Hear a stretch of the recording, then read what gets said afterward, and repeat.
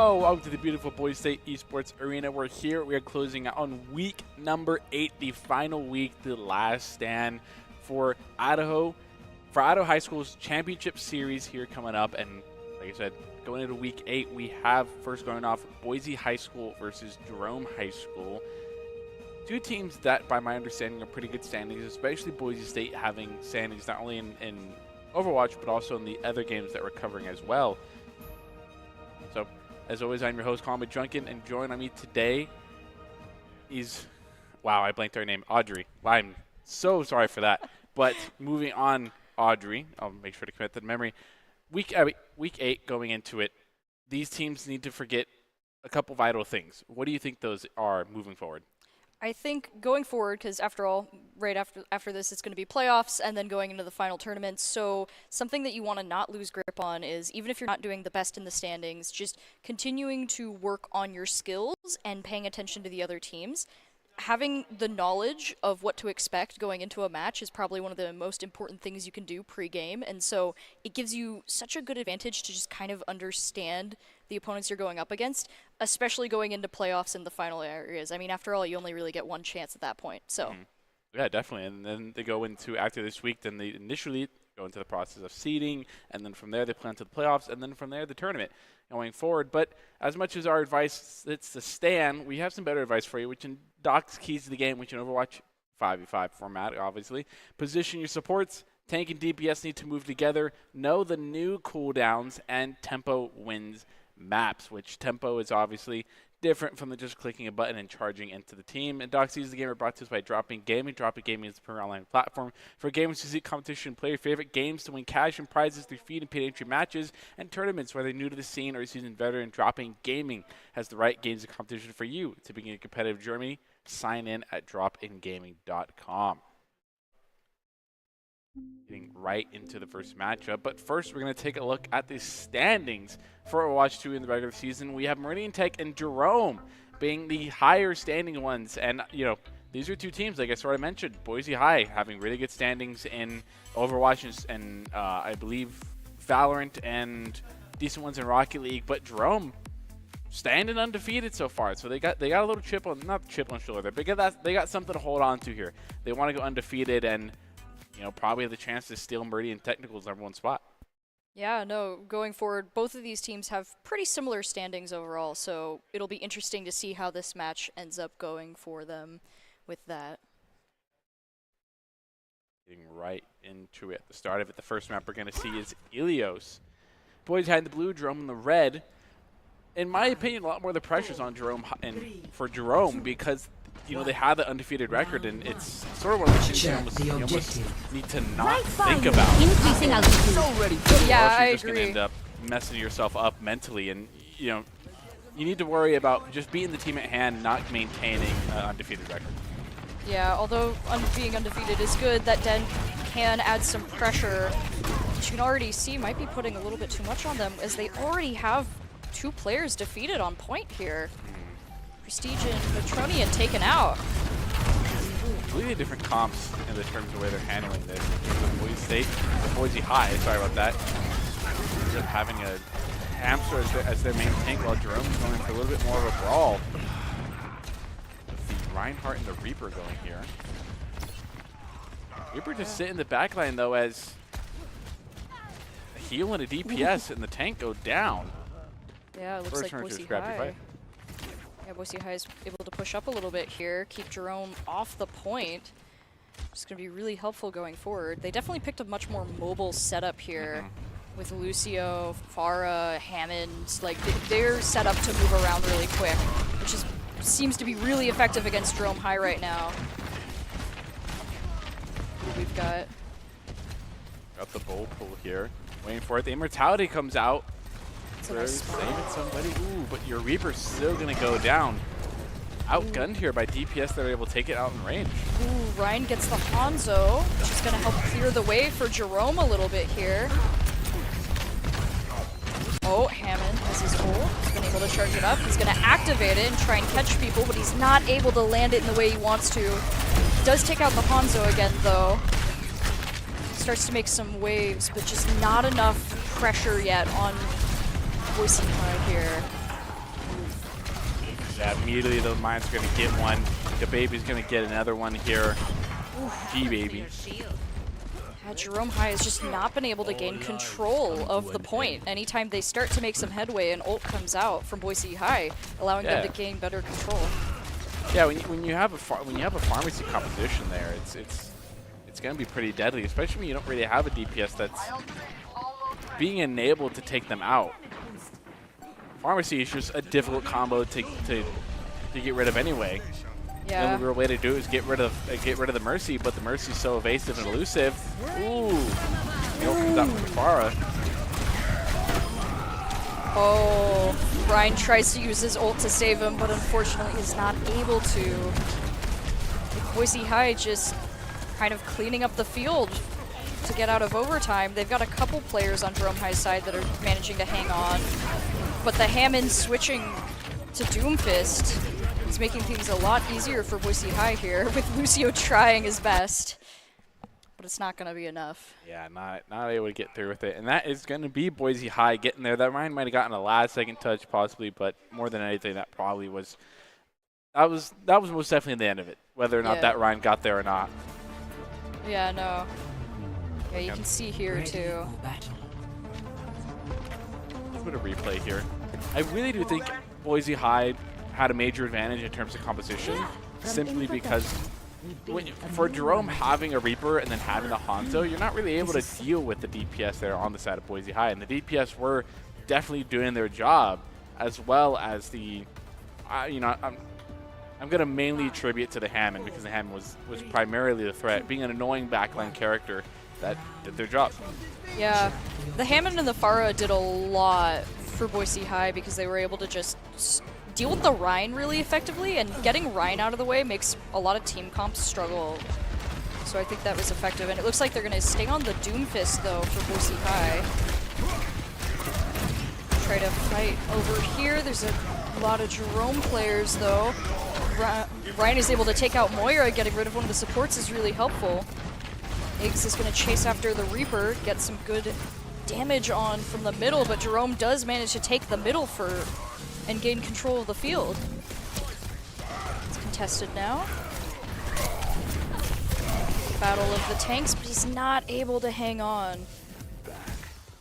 Looks like Jerome is not going to be able to get that lead like they wanted there. It's Boise High, cap of the point first off here, and the whole team, everyone but the Doomfist, TP is onto high and ground here. Jerome making some changes here off the Ash, switching to a Drunk Rat here. I guess this sim could be an issue if you let this beam get to level 3 here, which it's already very charged and doing a lot of damage in the backline, but drops the low ground here. It's going to get punished. Probably going to end up losing, that fight. And Jerome having a 2-people advantage, but their tank's pretty low. Yeah. The supports are trying their best right now, but they cannot stand against just all of the fire on Ryan there. With Jerome trying to hang on, they do get into the middle a little bit, but with the Doomfist still active on Boise High State, they're struggling quite a bit. Oh, and it looks like an ult comes out. And another ult. Ooh. Boise High using their ults right now to just clean up. Ryan is back, but it's not really going to save that Reaper. Yeah, getting the stagger here. This Ryan coming into this fight so early, trying to get there desperately when the team started losing, it might have almost been better to just pull out that point. And that's going to be Boise High keeping on to, even though they go down initially in the fight, losing 2 people, it's what's Boise High's Doomfist, and the Sim and the Mercy were just able to hold it out to the very end. Keep it alive, and now Boise High has quite a bit of ults on their side that could help sway the fight, even if Jerome pops there. Ooh. Oh, the stun on Ryan. That never feels good. Baby gets one.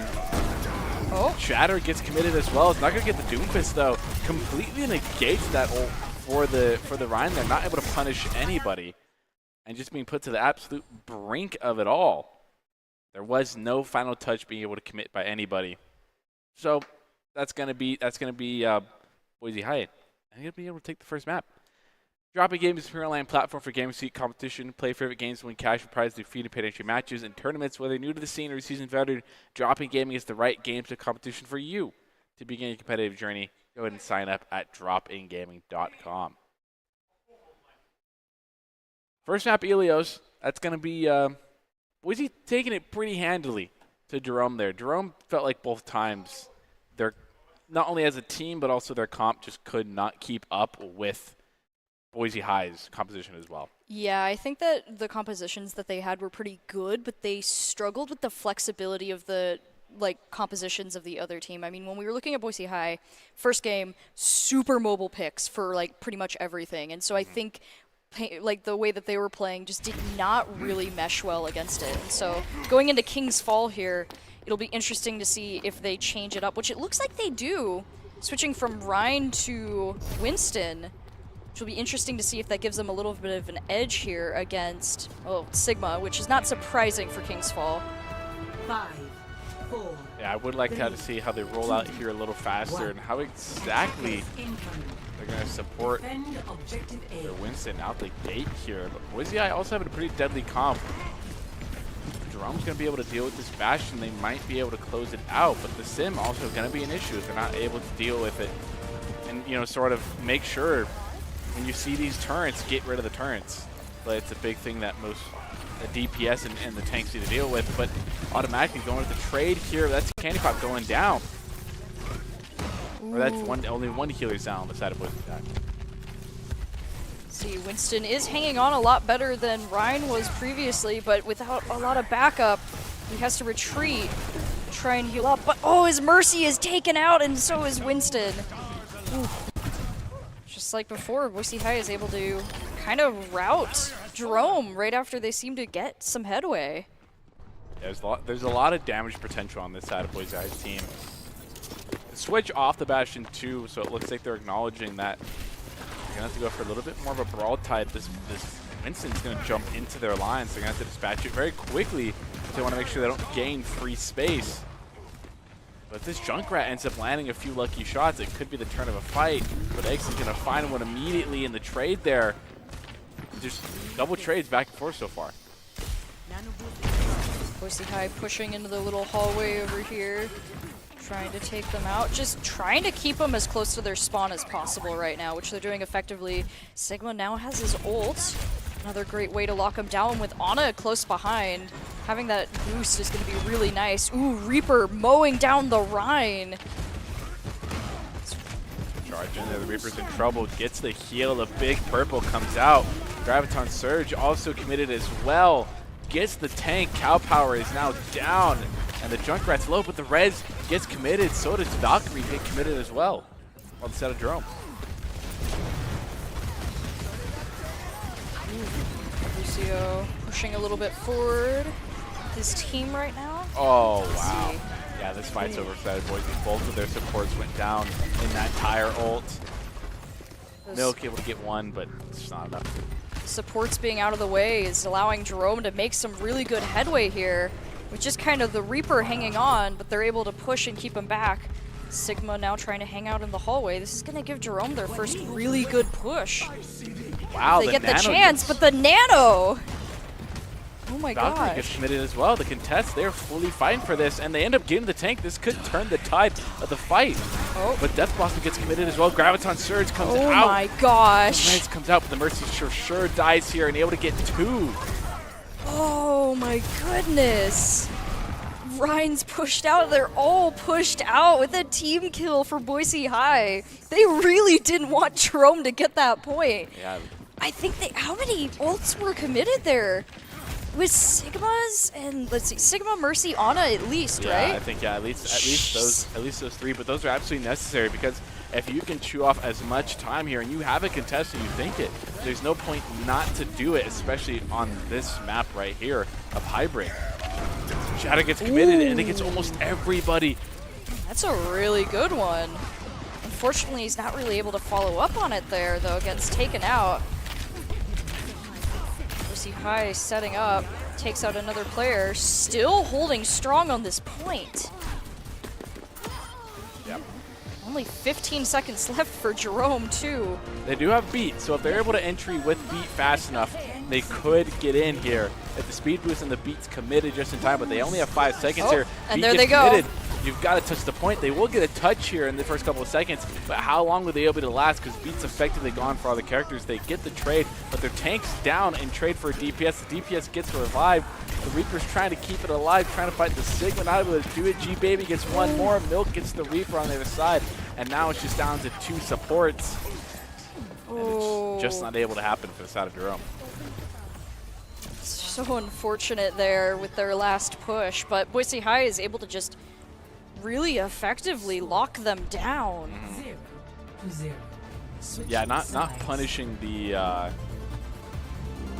not punishing the Sigma when the Sigma was sitting there. Initiating match. You know, I get capping the point, and you know, obviously this is sort of hindsight here, but diving on this and diving on this Sigma and making sure you get this stagger, and without a tank there, you can't initialize a push, even with Nano. Nano's the pure reason why that Milk was able to just bulldoze through his own shield and get onto point, get a touch, and then Valkyrie also getting committed as well.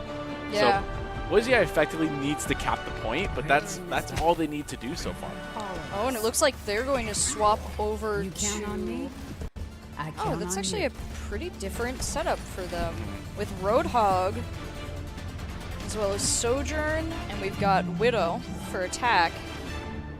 It looks like Jerome's going to stay with a pretty similar setup, though it looks like Kiriko and Baptiste are going to pop out instead. I do like that support composition, especially the Kiriko, because they've ran an Ana so far every map so far, and the 3 stages that they played, and negating that purple effect with the cleanse is so being big able to with the do that, Kiriko. I think, will be a really big factor in whether or not they can do it. It's just the timing is really fun on that one, so we'll see if they're able to watch it. But yeah, going into this, I do like the Baptiste and Kiriko setup here. I think it's a really good sustainable setup if they get it right.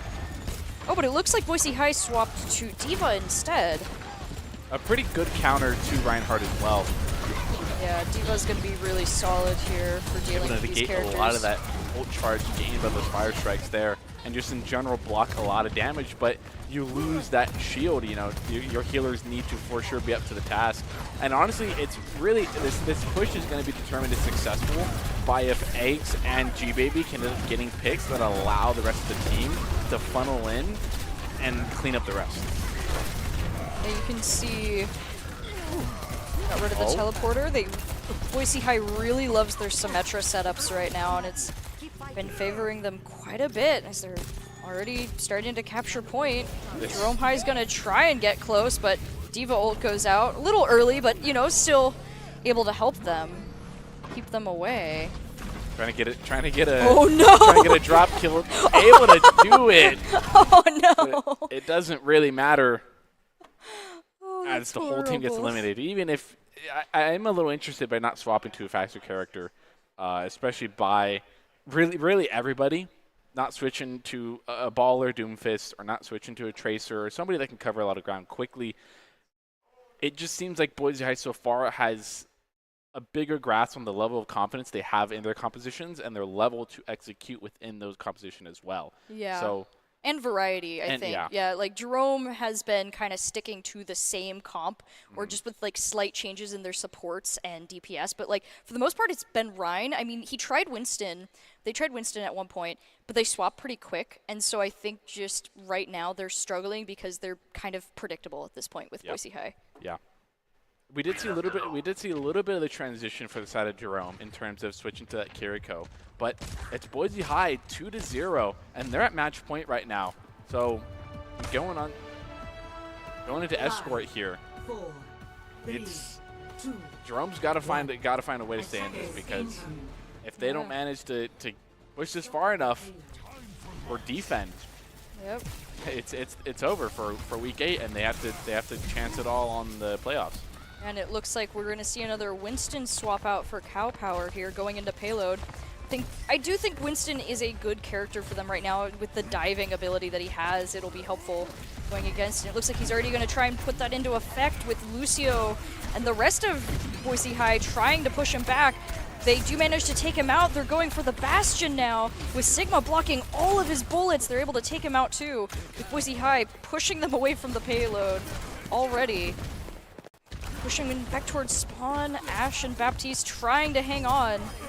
But Sigma and Hanzo do not care, taking them out. Yeah.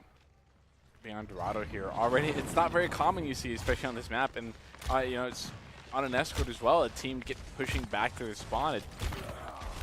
Rum needs to find a way to quickly get out of here and take some ground here. The switch up to the D.Va might be able to negate some of the incoming damage, but this is a high DPS team. And D.Va's not able to block this Symmetra laser, but Symmetra's on the way back from spawn, so they might not be able to contribute too much to this fight. Ooh, tries to take out the Ana. They're able to just barely do it. Sigma's shields do not help. They're able to push him back. D.Va is doing a lot for this team. Sigma has his ult though, so we'll have to be really careful going forward. Graviton Surge active. Has to pull back the barrier, and it looks like Boise High is going to be pushed back behind the first checkpoint. He's going to try and activate the ult. Reaper's able to teleport behind, goes for just the back line. Jerome High is able to make a lot more plays right now. Trying to keep it alive, but this Mercy is doing such a good job of making sure this tank stays up.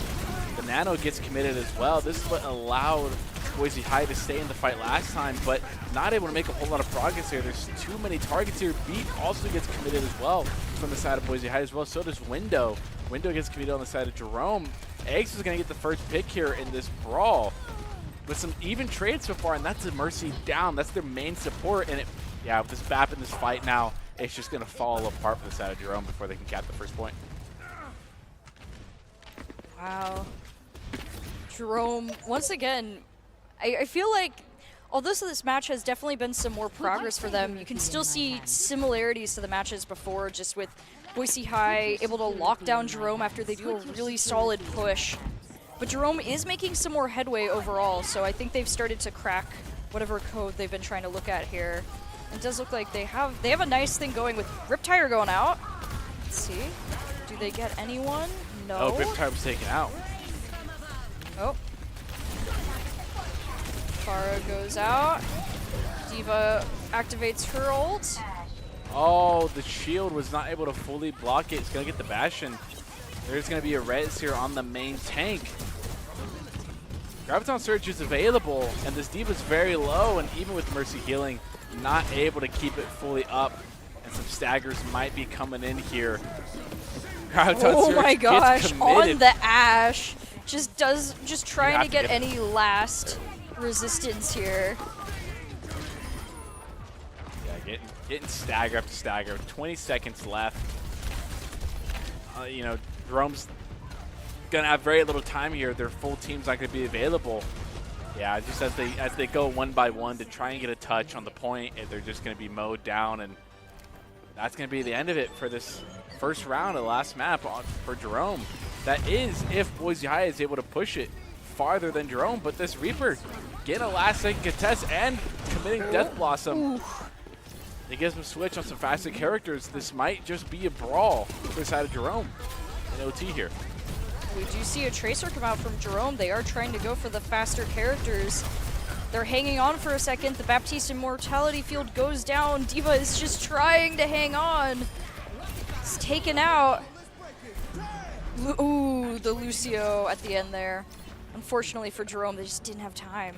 Yeah, you know, a good last second effort, but you know, when you're staggered just that far apart from each other, or only half your team is fighting the other full team, it's got to be difficult, and you really got to pull out some cards up your sleeve in order to stay alive there. And unfortunately, Jerome was not able to do that, and Boise High just to push it 85 meters effectively to win out the series and get a sweep going here.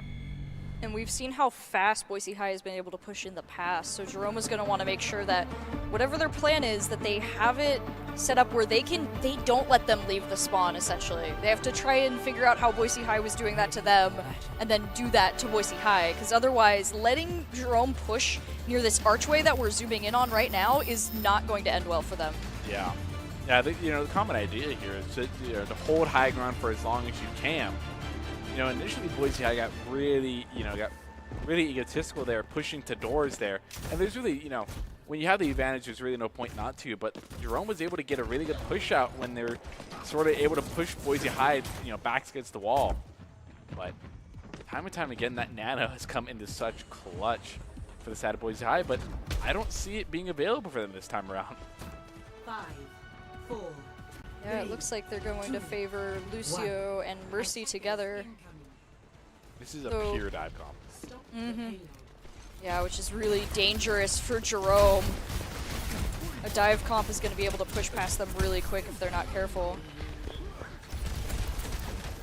can already see Jerome's trying to take out. Let's see. Echo tries to go in on their own. It's chased by the Diva, but Diva's going to push back. They do not want to get too far away from the point right now. Mercy going to battle Mercy mode, trying to get some work done. Nope is able to get one pick here, but so far not able to get anything. So as I say that, Eggs gets one. Nice immortality field, though. Oof. But there goes the support and your main tank out. Oh, and with that, they've already pushed near the checkpoint. Doomfist holding it down. Just what I was talking about earlier, letting them push past that arch. I want to see the Jerome Kiriko. really doesn't have a lot of time. Trying.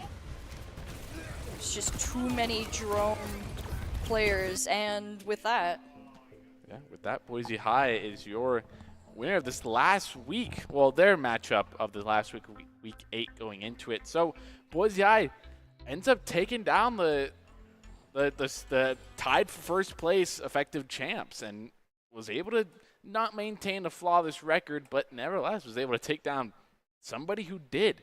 which is impressive. Yeah, very impressive. The Admiral National Guard is a proud supporter of Boise State Esports. Top plays are presented by the Admiral National Guard, who invites you to take your impressive critical thinking skills into real time with more than 10 jobs, offering a 20K bonus and a degree of your choice paid for. National Guard is the best team out there. Reach out to them at Twitch at iGuard Gaming. Oh, Boise ends up taking it all. Like I was sort of alluding to it before. They don't finish off the season record. Wow, the word escaping me. Undefeated is the word I was looking for. But nevertheless, second place is now tied for. And if Meridian Technical being that team that they've been a very strong team. You saw them last week with the two other Overwatch players here. And they did win last year, so they are definitely the kind of just like the castle to take down at this point. They've built up, they have their reputation, and out of all of the teams, I'm totally not biased because I didn't graduate there or something, but they are a team that you have to, like, they are the team that you want to watch out for and the team that people are going to be gunning to take down, because if you can take down them, you have a pretty good shot overall going forward. Yeah, very interested to see who ends up taking that down. It's a little updated regular season stats and the standings that we have. Meridian Technical obviously has to play their last game to determine if first place ends up being a three-way tie. But by the stands of it, there's really no team that record-wise, is up to par with them. So will it pretty much be a sweep for the side of Meridian Technical? Probably. But that's the end of the first matchup for us here today. But make sure to stick around for just probably one more matchup that we have after this, end out the week number 8. So we're going to take some. Got a little bit of update. We have Bishop Kelly versus Meridian Tech, the JV team, not the number 1 team. So that will be a spectacle and a match to watch up. But we're going to take a quick messages. Hope to see you after that.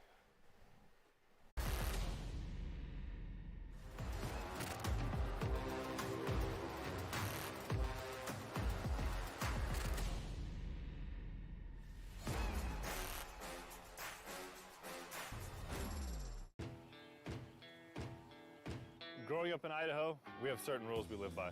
First rule, camouflage never goes out of style. And always buckle up. Seatbelts save lives. That's a rule we can all live by.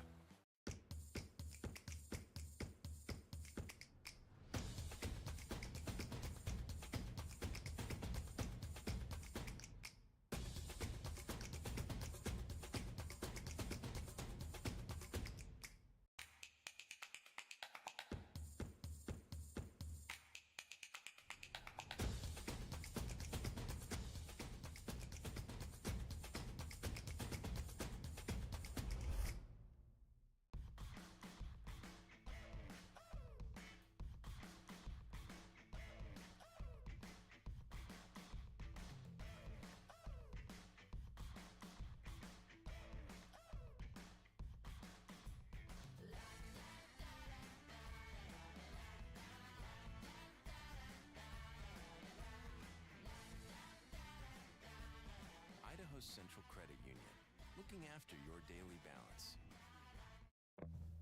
It's me, your Idaho Central Credit Union app.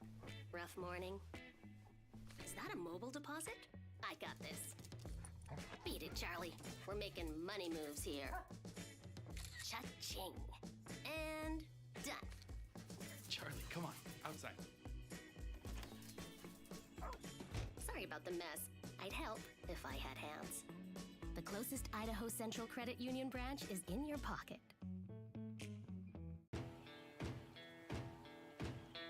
Here are a couple lessons I've learned over the years. Friendships come in all shapes and sizes. And always buckle up. Seatbelts save lives. That's a rule we can all live by.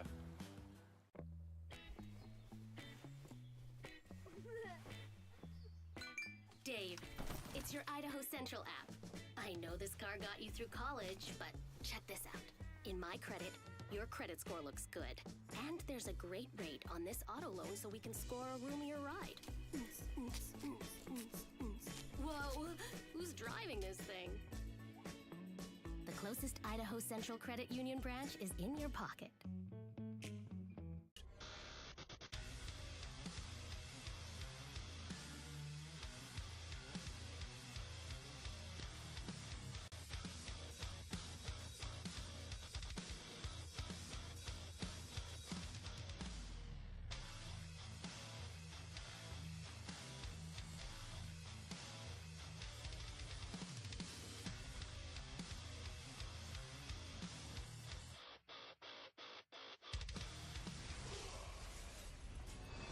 Visit NationalGuard.com to begin your Guard adventure.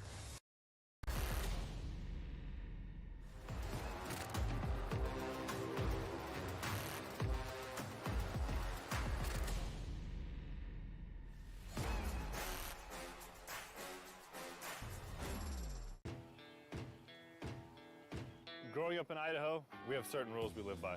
First rule, camouflage never goes out of style. And always buckle up. Seatbelts save lives. That's a rule we can all live by.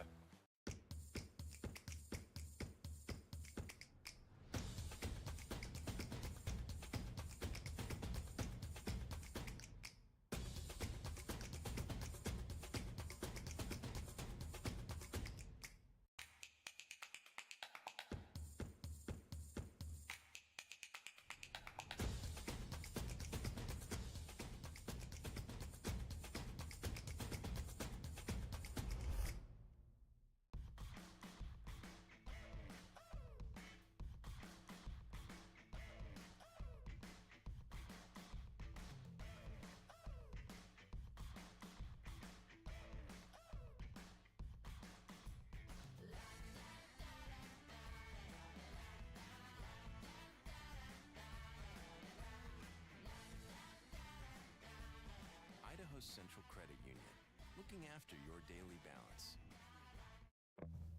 It's me, your Idaho Central Credit Union app. Rough morning? Is that a mobile deposit? I got this. Beat it, Charlie. We're making money moves here. Cha-ching. And done. Charlie, come on, outside. Sorry about the mess. I'd help if I had hands. The closest Idaho Central Credit Union branch is in your pocket.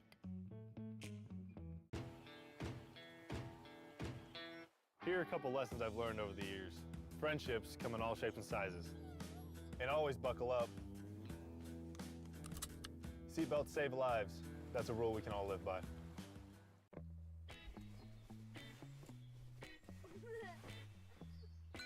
Dave, it's your Idaho Central app. I know this car got you through college, but check this out. In my credit, your credit score looks good. And there's a great rate on this auto loan so we can score a roomier ride. Whoa, who's driving this thing?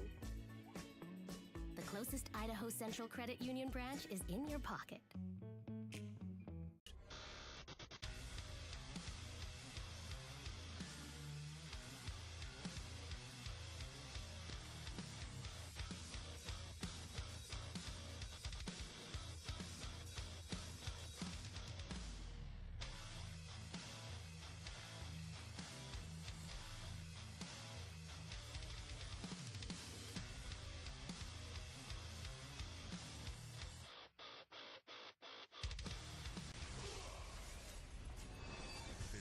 NationalGuard.com to begin your guard adventure.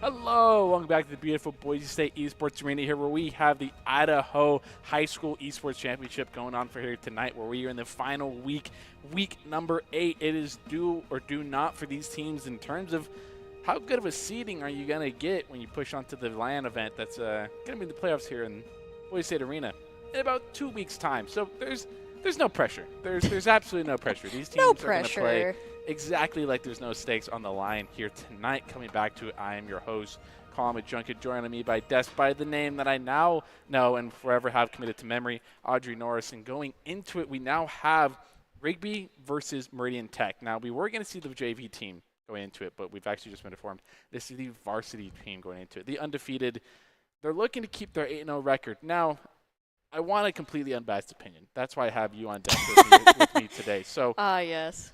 You saw the varsity team last week as well. I want you to walk me through some of their strengths that they may have that gives them such a great benefit. So last week I had the pleasure of casting with members of our own college varsity team, and so I think the best thing I can do, since I didn't really get to commentate much, I was mostly just listening to them, is just kind of quote them. In general, the most that they said about Meridian Tech is that for a high school team, they were very confident in their setups. They knew what they wanted to do, and they were comfortable swapping when something wasn't working. And they were comfortable swapping roles. So there were tanks that knew how to do support, and there was support that knew how to DPS. And because of that, MTCHS is a very versatile team. So going forward, that's something that they want to keep in mind. If they, any team going against them, is just expect the unexpected. Yeah. You never know what they're going to do. I mean, they had some really interesting setups, at least according to the players that were commentating last week with me. Yeah, and hopefully they're taking a little bit of advice from just more than us and somebody else dear to us here in the arena. We have Doc's Keys to the Game, which in Overwatch, been over before, but nevertheless, position your supports well. Tank and DPS need to move together. Know the new cooldowns to get implemented, and tempo wins map. Tempo.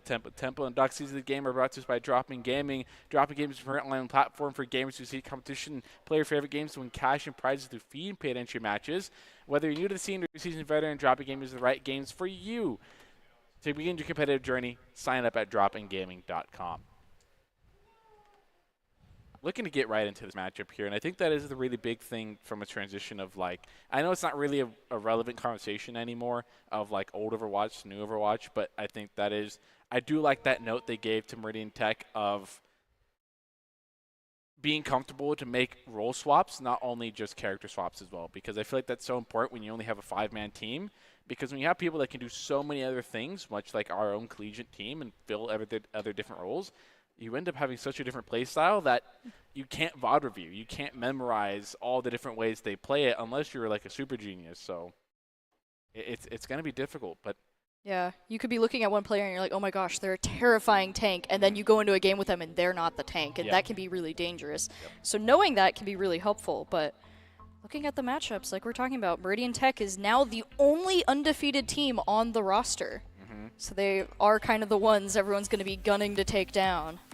And the two Rigby teams are actually have the same record as well, a little farther down the standing chart. So I imagine they're looking to make a massive upset here, which is not an entire possibility that you can count out here, especially for a team that I imagine the way Meridian Tech played last time around last week, facing, I believe it was the other Rigby team as well, they ended up facing as well.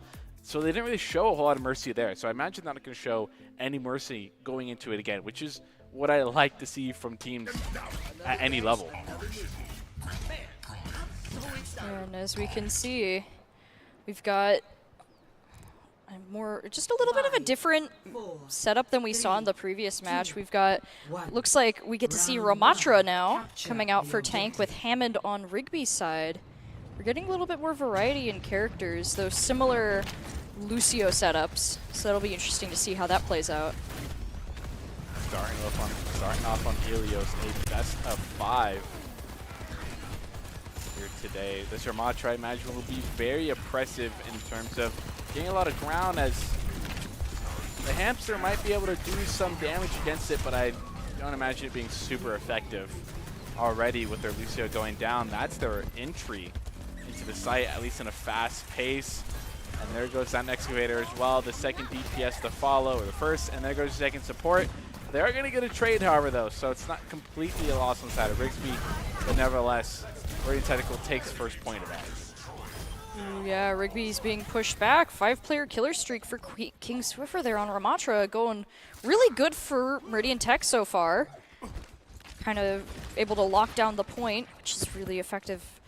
Rigby trying to move up, but looking at like the ultimate economy right now, though, too, Meridian Tech is doing really good.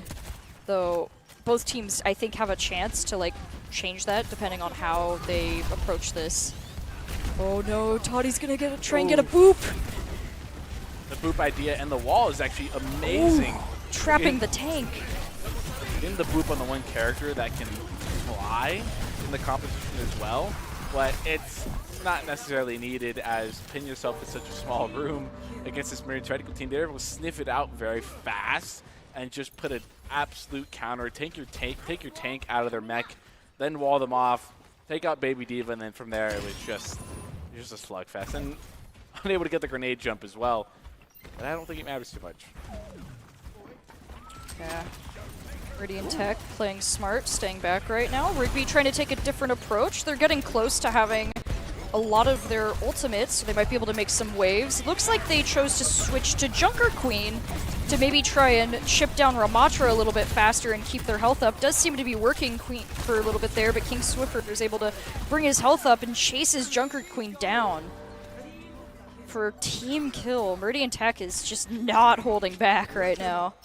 I also just want to point out that the Law got 2 there, but King Swiffer was quite literally on like 20 HP, got pushed back into the lava from the Torbjorn, and then just clicked a button to block and negated all of the damage and got their health completely back, which is absolutely insane for a tank right there. And no, that was some really nice Ramatra gameplay.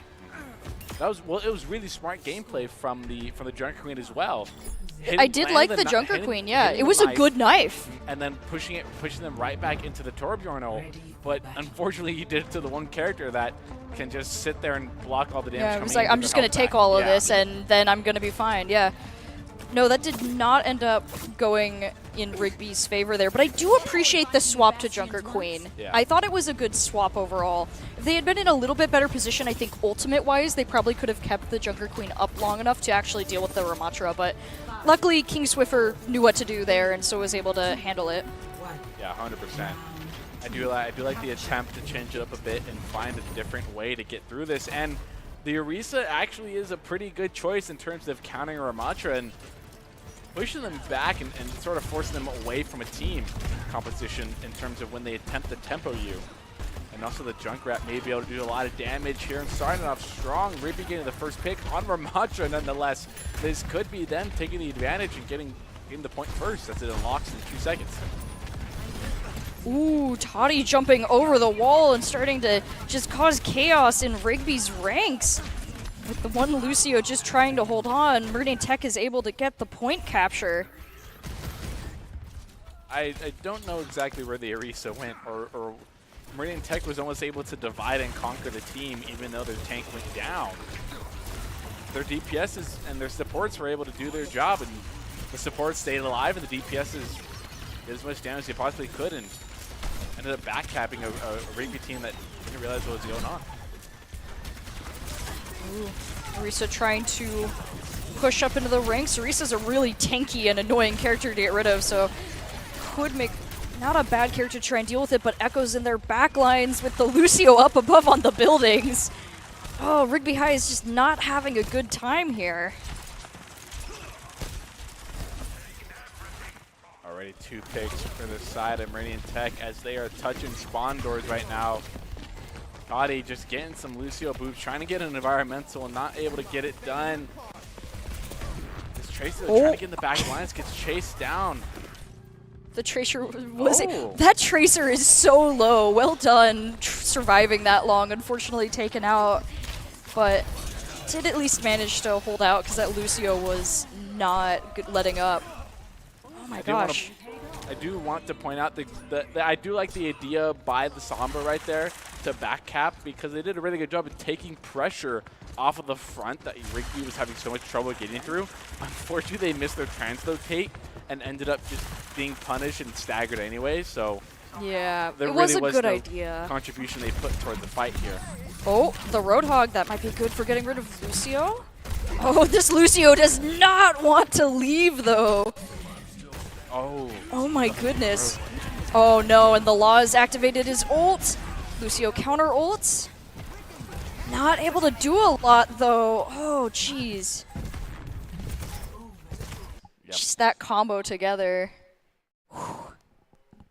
Rigby not able to do too much there. That is the first map going to the side of Meridian Technical. Definitely a dominating performance that we expect to see from the only undefeated team in this lineup. I mean, come on, that's sort of what you're expecting to see. Especially, I mean, no hate to Rigby, but when you're facing such a dominant team, It's really hard. It's hard to overcome that because they're so comfortable. They're able to switch roles. Their DPS do their job. They do the damage. Their healers stay alive, and their tank is just there dominating. Especially as Ramadra, who sort of, much like Orisa, can dish out the same amount of damage that they can take. So it's definitely an impressive combo.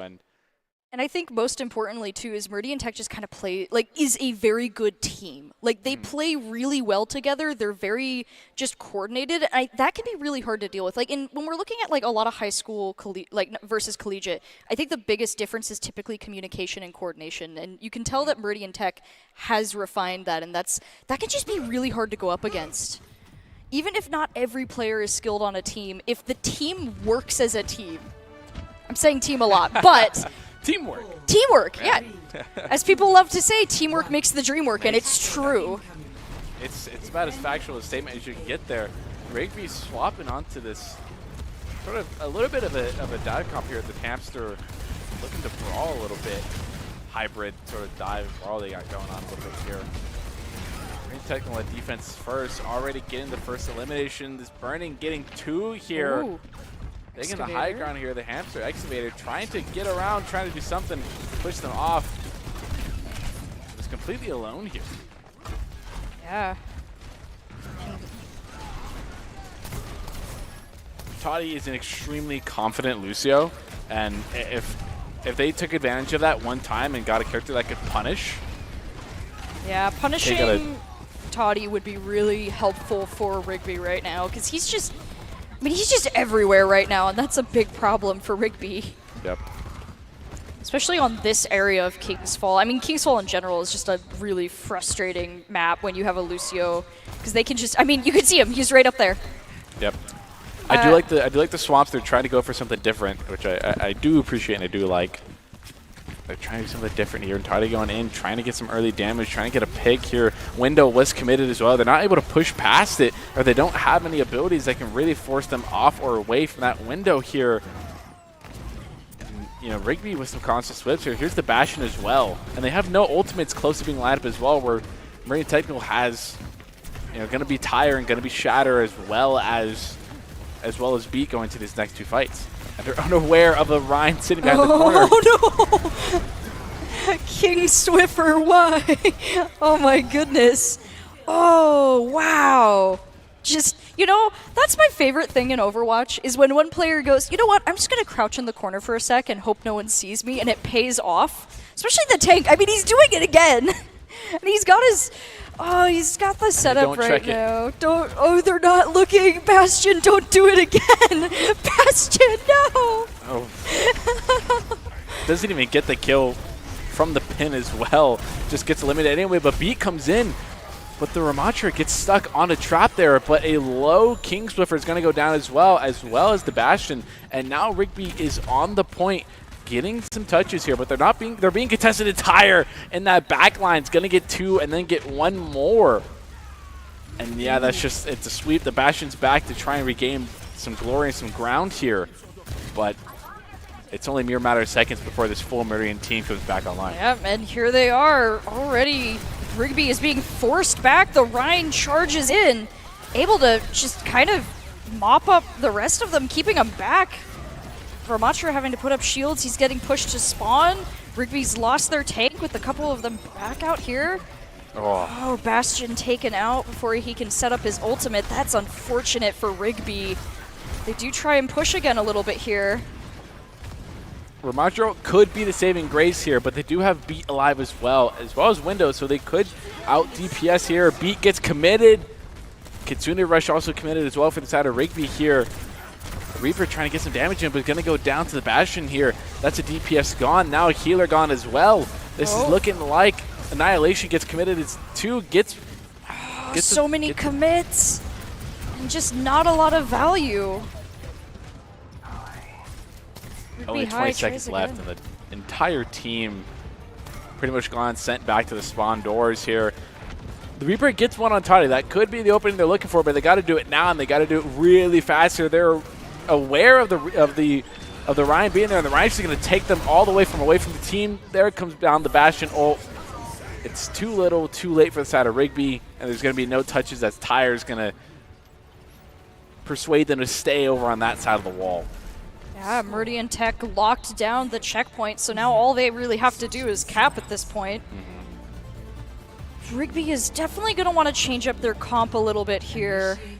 As we saw, I mean, King Swiffer swapped to Reinhardt, which just kind of locked down the point. Overall, Meridian Tech's swap here was really good for locking down this area, and I think Rigby is going to want to try and do something similar if they can. And there was no punishment there either, too, because, you know, you may have been unaware the first time after that Ryan did that, but the second time as well, you'd think, where did this Ryan come from? Let me check again. But that's the Bastion went to the same spot. Went to the same spot doing the same thing, and they got punished. Whereas normally it's like, hey, let's regroup, let's stop for a second. And think about this. And they have so many people that are so out of position. Let's find one, punish them, and then we have a number advantage, and get the tank out of the way, get the Lucio, get a support or tank out of the way, and make things a lot easier for yourself. Yeah. And the Lucio wasn't really doing too much, I believe so, for the side of Meridian Technical in terms of healing. They were more just being a nuisance. Which that alone that does a lot. Yeah, was enough to sort of put Rigby off their game. Because it's the mental game of, like, you don't know, like, what he was doing a lot was just, like, you didn't know where he was. So you'd suddenly get hit by a Lucio attack, and you're like, where is it? And then gone.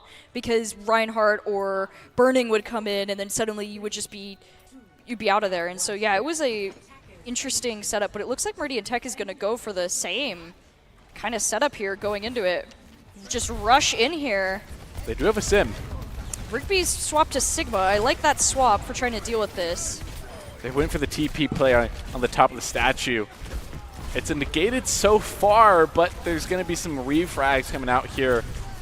Now this is very low Sigma. Gets pinned, going to go down to brought to very low health. There goes down the Sig, there goes down the Bastion, and the final DPS as well. The turret's the last defender standing, and it's just going to go out, and that's Meridian Technical putting a massive wrap on map number 2. They managed to completely hold Rigby from even getting a tick on that on hybrid there, and all it took was them just getting one. So yeah, that was a very fast ending for Meridian Tech to pull off there, which, you know, like we've been talking about, not the most surprising thing, but Rigby, I think definitely going forward is going to want to try and figure out how they can adapt to this. And I think, like you were talking about, try and regroup a little bit better, because the Rhine getting away with the same thing with the Bastion twice was very unfortunate for them. And so I think keeping that in mind will really help them, because Meridian Tech likes to do stuff like that a lot. And I think letting them do it does not end well for you. And just, it's like, just teach them not to do it, and it will help you a lot going forward. Yeah, especially going into this escort map, going up next. I think the biggest thing is they need to stay on defense. I'm pretty sure. I imagine these teams get to pick it at the end of the day, but staying on defense here, because then they could just sort of hold it and do what they did on King Zoro as well, hold it out for the 4 minutes that they get, and then just, like, I imagine they'll probably keep the same level of prowess and keep Rigby very low on terms of the meters counted, so then they can just come in and then just push it, yeah. Yeah, sweep it only, push it only 100 meters maybe, and, end up capping it all. Yeah, and it does look like they chose defense, which This is a very nasty place to push back as attack. Just this spot of the map can be really hard, especially with a Widowmaker on this sight line here. And Roadhog. As we can see, we saw the swap up here. The Law is now playing Roadhog. On Circuit Royale especially, you know, a Widowmaker is so strong on almost every section of this map, past maybe like the second point, but even after the second point, the Widowmaker is still a valid pick. There's just so much going on. It's really hard to deal with her. I do like the Junker Queen swap, though. Similar. She's a very fun character to me. Whenever I see her played, I just think she's a fun tank. Let's see. Not having an Ana to go with it as well, though, is interesting because I found it to be it's a pretty effective combo to have the purple nade and then have a bleed effect as well, because then you can't heal past the bleed effect, but the bleed effect already sort of does that nonetheless. But you sort of double down on that. It works really well, and Rigby taking a little bit of advantage here. That's 3 eliminations. That's a really good push for them. As we can see, Meridian Tech has to back off a little bit too. They're going to be able to make some decent headway here. Now it's really up to the Widowmaker here. How effective the Widowmaker here is and how many picks they get will purely determine how well Meridian Technical can hold this point, because if they're not able to hit their heads and their shots, they're just going to keep pushing here, because a Widow that doesn't hit their shots is super ineffective. Yeah, it looks like Jungle Queen value. is taken down, though. Ooh.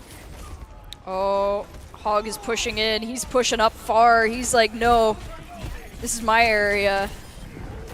Oh, looks like Molten Car's going to go out for Torbjorn. Oh, ooh. Committed ult there, and you don't get the pick. Especially when you're solo with somebody like that, you've got to make sure you get that pick at the end of the day. And Meridian Technical having now 3 ults, about to be the 4th to come online here in this next fight. Rigby should have 4 of their own going into this next fight if they manage to prolong it long enough. Now they got 2 here. Yeah, I do think they still have a really decent distance, but that was such a bad nade for them. And Roadhog activating his ult, just pushing him back, denying them any ability to just try and take the payload back. Ooh. They used all their ultimates, but it doesn't really matter because they have beat here, and Rigby will have beat as well to counter it. And they do have Kitsune Rush as well, but the biggest thing was losing Kitsune Rush immediately into that fight. Your Kiriko peeking that corner onto what you know is a Roadhog that has the ability to hook and one-shot combo you. Not the best of choices to make there, and in general, losing your support as the first person in the fight. That is a really good pick, though. Ooh. There we go. Gonna get both of this, get the support and the Widowmaker. That is really good pick there. Kitsune goes out as well. They're pushing Meridian Tech back up to the hill. Oh, Junker Queen is so low, able to hang on. Burning is trying to get some picks, but Hanzo being so close up is not really a good thing when you're next to Junker Queen. They are able to push it to first point here, so they do get a little bit extra time here, but the Law trying to get away is not able to do it. And that massive, that opening pick onto the Hog there just left the rest of everybody scattered and defenseless there, especially against a Junker Queen who does a really good job of picking apart individual teams when they get separated. Yeah. But this bend gets easier now. The Widowmaker is not as effective anymore, so Yeah, it looks like they're gonna have some swap outs. Not the Widowmaker though. Looks yeah, like I Sigma and we're gonna have Sigma. Interesting. So Sigma, not a bad. I like Sigma in a lot of areas. He's so good for control, but Zenyatta is gonna be popping out for support. He's also pretty good. I bet they want to use him to be able to take down Junker Queen faster, just by putting. I do, yeah. Normally a Sigma are the tanks that are normally chosen to play on this map. Especially, I believe Rigby might want to make the change here to a Sigma as well, because this Widowmaker is just going to keep poking holes in your team so far. And they're able to damage you pretty well, and you need to throw that shield up to negate the Widowmaker and force them to reposition to a spot that you can take advantage of. Because, yeah, they're just going to keep picking apart and taking down your health. And if they place the shots right, could be big. Ooh. Trying to absorb the shells. I don't know if Sigma can do that, actually. Yeah. But that ultimate's going to get 2. You know, I kind of like the idea better that was just Sigma going, I wonder if I can, because Yeah. I'm already here. Because I know Genji can deflect them. because Genji's can deflect the missiles and throw Which them is back so another way, but funny. you have to be looking like right up at them, and you don't deflect them anyway. Yeah, So which it's is such a purely just painful a thing to defensive think thing. about, though, is Bastion's like, oh, I'm going to get this perfect setup. Genji's just like, nah, let me take my sword and deflect these missiles. Yeah, definitely. Yeah, I will say, this is one of the most frustrating parts of any of the maps, in my opinion, like payload. The circuit here is one of the hardest areas, especially right here. So the fact that we're spending a lot of time here does not surprise me. You have to have the right combo of ults and picks to get through this. But it looks like Meridian Tech doesn't care, and they just have take everything out. They would get the limb on the Widow there, and they do have Trans, they do Which have is Dragon good. available as well. Rigby has Kitsune Rush That's going to be really good going forward if they can get, and Beat as well. yeah, if they get Beep and then they get Junker Queen. That's going to be a nice setup here. Yep, there she goes. Ooh, she got Sigma. Oh, is taken out before she can fully do that. You know, I wonder if Rigby had activated some of their other ults, if that had been a little bit more effective, but Meridian Tech is in such a good position. Kitsune Rush gets committed here, not able to get the eliminations though. The last second ball switch, the desperation here. There were a couple things that went wrong for the side of Rigby. Might be able to get some exit frags, but not able to do it. Not able to prioritizes getting eliminations over getting the touch, which is not ideally what you're going for. But I feel like the biggest thing that I saw a lot of the times here was a lot of your characters end up just, you know, on the side of Rigby here, they got picked off so effectively and so well. And one of the big things that I saw was like their Lucio was trying to imitate like Toddy's behavior Yeah, of like which- getting in the face of the enemy, but like That's something you have to practice, and I think. it wasn't effective because you weren't doing anything. You weren't getting a whole lot of value there, especially against a team that's combined and communicative like Meridian Technical. And you had Beat and you died twice Yeah. when you could have used Beat to help your team. With like Kitsune Rush, you're comboing with some ability, or when another ultimate got used to help perhaps save some of your teammates from being eliminated there. So it's No, definitely a very there's some ineffective way to mistakes. use that character. It does make me wonder if they had used Beep or maybe the Kitsune Rush in conjunction with Junker Queen, if that might have helped them at that last little bit there, because Junker Queen managed to hit quite a few people, but went down so quick she wasn't able to follow up. And so it just makes me wonder if maybe they had given her that extra buffer zone of the rest of the team and maybe some bonus health, if that might have been what they needed. Because they used Kitsune Rush right after, but it just didn't do anything for them. So going into this, they're going to really want to be 5, careful and smart about how they set up their positions here. With Meridian Tech doing, oh, that's a dive build. That's going to be so nasty if they're not careful. They choose the right side. It looks like they have characters. Yeah, Oh, they're going to yep, try there and they they're go. going over. Yep, there they go. All right. Yeah, as Torbjorn's not ready for it. Gets the pick, though. Ooh. And Excavator's going to get the Mercy as well. They're going to get some trades, though, back and forth. This D.Va is trying to compensate, trying to get more of it. Excavator getting some more damage. The Law is low now and is out of mech as well. A great start for the side of Rigby. Yeah. But we do see some switches over the side of Meridian Tech. Looks like they left the Kiriko up, though, so she's going to get some picks. What's unfortunate for Rigby is although trading is really helpful for them, it takes them longer to get to the payload, so trading isn't fully what they want to do, but they are still stalling Meridian Tech here with Hammond, which is really good for them. Unfortunately, the rest of his team is just a little too far behind, so they're going to have to let Meridian Tech push up this corner a bit more. They don't have to push. They really have to push it 54 meters here, which once you get around this bend, can start feeling pretty easy to get it up here. All they have to do is get it just barely up. Excavator really low. Not going to be able to escape. And Shannon's able to get one as well. Yeah. Let's see. Oh, Moira. They do have, let's see, Soldier up there. Kind of in place of what Meridian Tech did with Widow. Oh, here he comes. He's going to be, let's see, Hammond trying to, he's trying to bother them, and it's kind of working, but he doesn't have a lot of staying power right now. Ooh, nice from the Torb there, taking out Kiriko. Going trying to stop this from getting just a couple more meters here. Nobody on point really contesting here. The Torbjorn's only one there. Using Molten Core, trying to block it off. Not throwing anything on point, though. Oh, the Law's running right back into it, but is able to heal it out. Now the jump onto the Moira. Throwing the healing orb out, and now supporting each other. Gonna use Overheat or Overclock, but not, or yeah, it is Overheat, but. And Tire here, just waiting to be used, waiting to catch a couple of the opposing lacking here.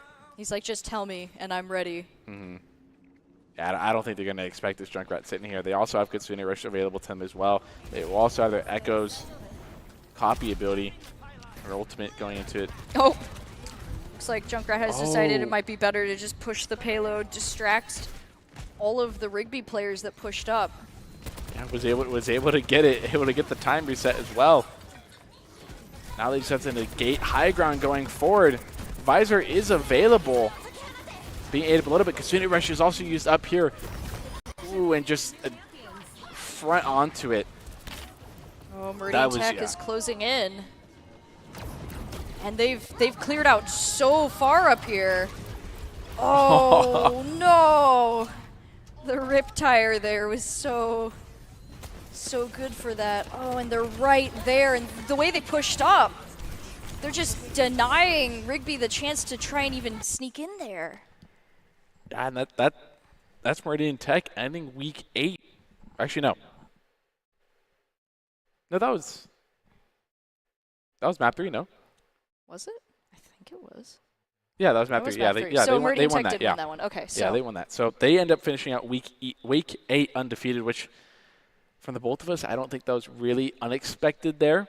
No. I do think there were quite a bit of mistakes that Rigby ended up making that you could definitely dissect a lot more, but obviously, quite honestly, I'm not really the player to dissect a team and sort of pick them apart myself, but there definitely were some advantages that Meridian Tech was able to take advantage of and just pick apart Rigby's team by themselves and effectively get the job done very fast. I do want to say, though, good job on Rigby High for getting that checkpoint because they had been struggling so much to even cap at any point. So the fact that they were able to get one checkpoint at some point was good for them, being able to try and actually, they did actually pose a threat to Meridian Tech for a little bit there, and I think that was, the best you could hope for in the situation they were dealing with. Oh, yeah, definitely. But that's the end of the secondary matchup going up to it. But we have one more coming up after this, so we're going to take a quick message break. Hope to see you after it. Get some water. See you after these messages. Growing up in Idaho, we have certain rules we live by. First rule, camouflage never goes out of style. And always buckle up. Seatbelts save lives. That's a rule we can all live by.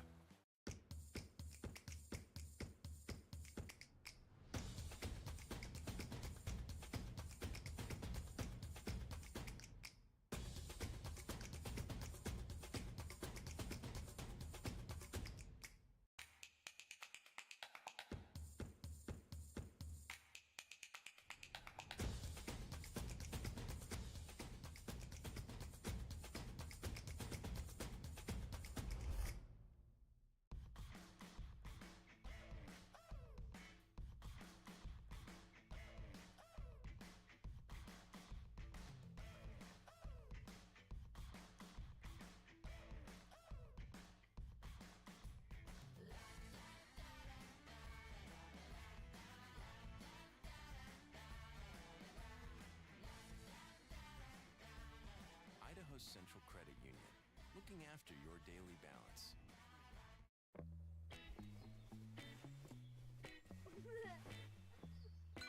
Dave, it's your Idaho Central app. I know this car got you through college, but check this out. In my credit, your credit score looks good. And there's a great rate on this auto loan so we can score a roomier ride. Whoa, who's driving this thing? The closest Idaho Central Credit Union branch is in your pocket. Here are a couple lessons I've learned over the years. Friendships come in all shapes and sizes. And always buckle up. Seatbelts save lives. That's a rule we can all live by.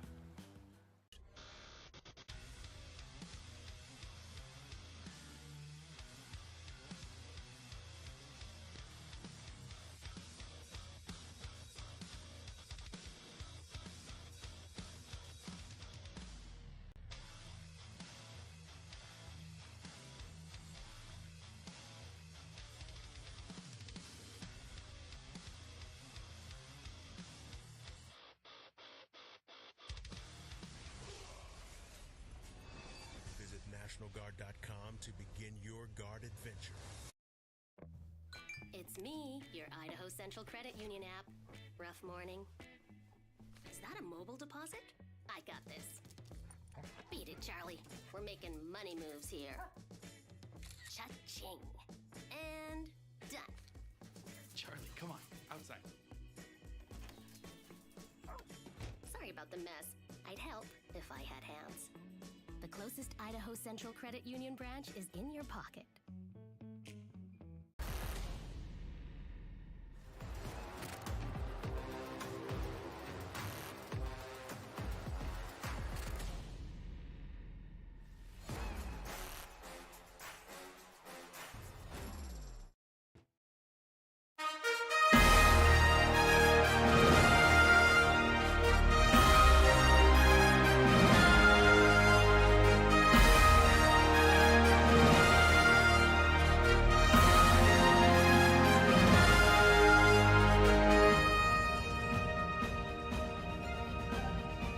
Hello, welcome back to the Boise Esports Arena, where tonight we are finishing off week number 8, the final week for these Idaho High School Championship Esports teams who are looking to push into the final bits of the playoffs and secure their seeding for the last bit of it and to make it to the LAN here in the Boise Arena, here in the beautiful city of Boise, Idaho. Going into it, we saw Jerome versus Boise. We saw Rigby versus Meridian Tech. I almost said Mountain Home, which I believe it was Boise that took it home with the W 3-0.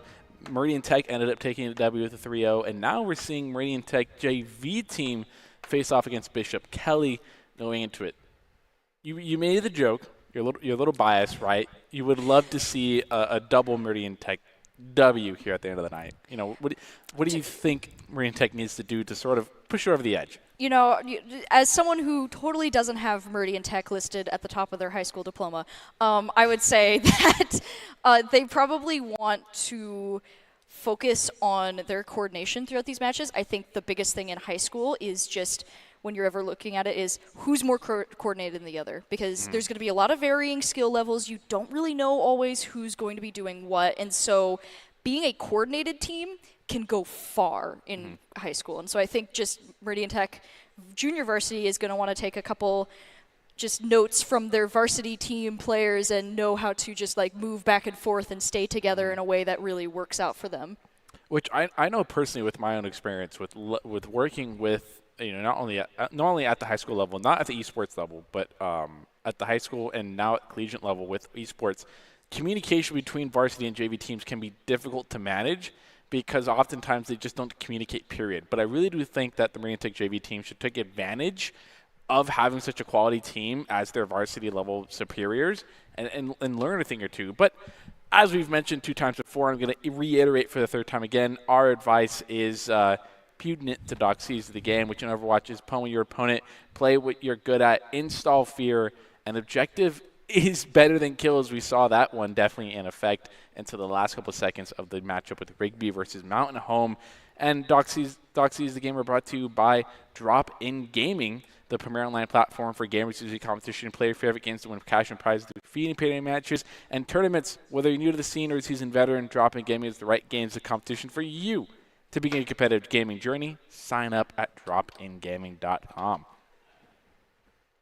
Looking to get right into it, and I believe we'll probably the standings one more time going into it, but just I do know that Bishop Kelly and Meridian Tech are similar in terms of ranking. They might be the same. Yes, they are the same. Fair. So we can see here Bishop Kelly and Meridian Tech have the same 5-2 win-loss ratio here. So it's going to be a pretty even matchup going forward for them, which is I think is always fun. I think these matchups are really fun, considering like we saw it with Boise High and Jerome was sort of like, is the other team going to go undefeated? Which we actually ended up finding out that Boise High's only loss was a forfeit loss that they had to take. Yeah, so they are a very good contender. So essentially, they're very close to the 0 win overall, which means they're very good contenders. But I think it's always better to see similar win rates because it helps you just like see the actual skills of players. It's always frustrating, like if you're say I'm like going into normal like Overwatch and I just want to play by myself. It's frustrating to go against someone who is just so much objectively more skilled than me because I don't learn anything and I don't actually get to show off what I'm good at. And so I think having two teams that are similar in skill level, matchup-wise, makes it a better match overall. We can already see it's getting really intense with a mirror matchup for our tanks here. Two Ramatras just kind of duking it out. Shield's going up, maintaining a little bit of high ground here, but it seems to be Bishop Kelly that's taking the advantage a little bit earlier, getting the few first eliminations here.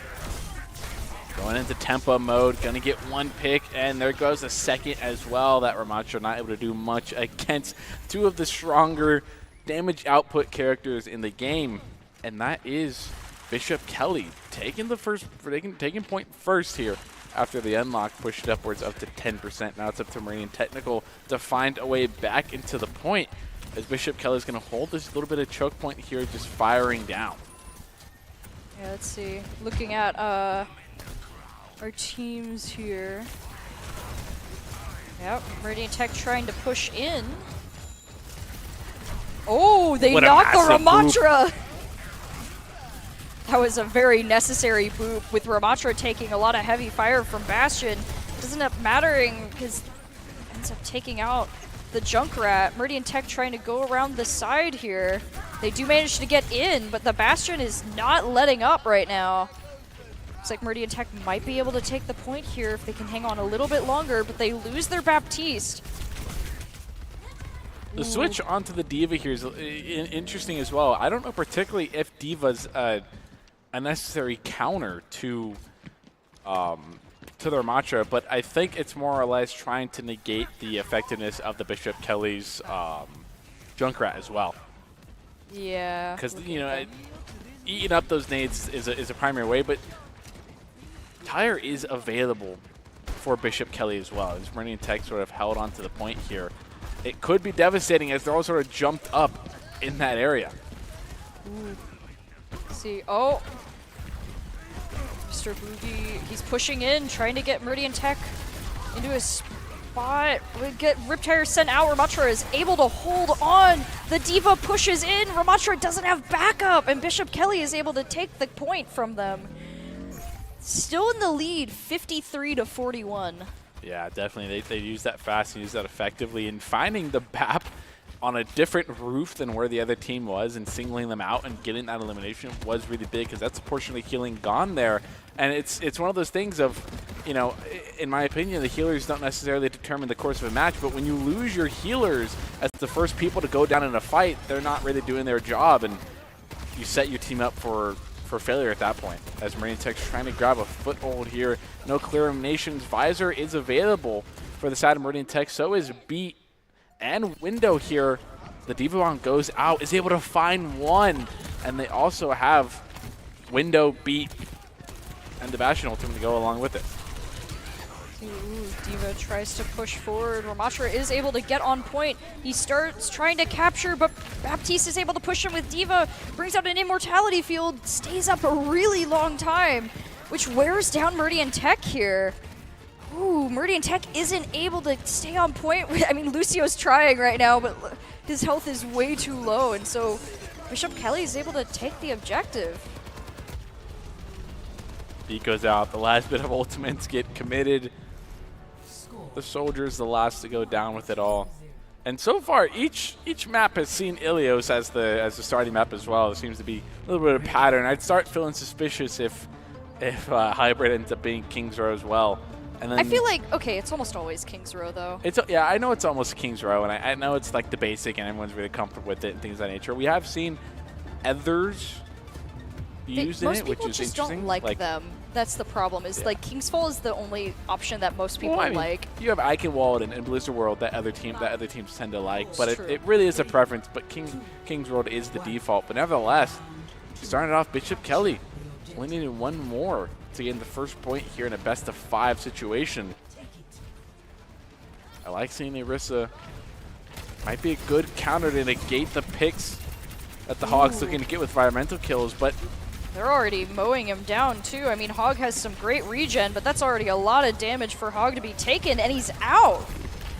Ooh, Oriso's able to push forward, keeping the DPS off the point.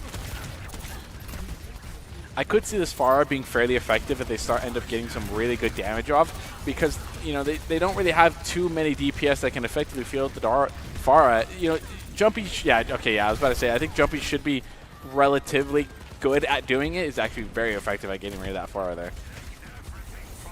He was ready and waiting. He was like, I know what my job is. Meridian Tech does manage to make their way onto point. They're starting to make some headway. Orisa is just, they got to push their Orisa out. They might be able to cap here. They do cap. And they start to push forward. It's going to be really good if they can push back Bishop Kelly. Meridian Tech did capture the point here, so they did manage to push Bishop Kelly a bit off, and now trying to get the environmental. High Velocity able to withstand it and not get pushed off all the way. They still are managing to push Bishop Kelly and not allow them any entrance on the site. Gonna use the ultimate flare, getting some solid damage off as Jumpy's gonna get the finisher. Wild Pants gets environmental or just jumps off the map anyway. They're gonna get the elimination on the Bastion here, but I think it's too little too late at this point, and Bishop Kelly's gonna regain control. But there is a solid amount of contesting here by the side of Meridian Tech.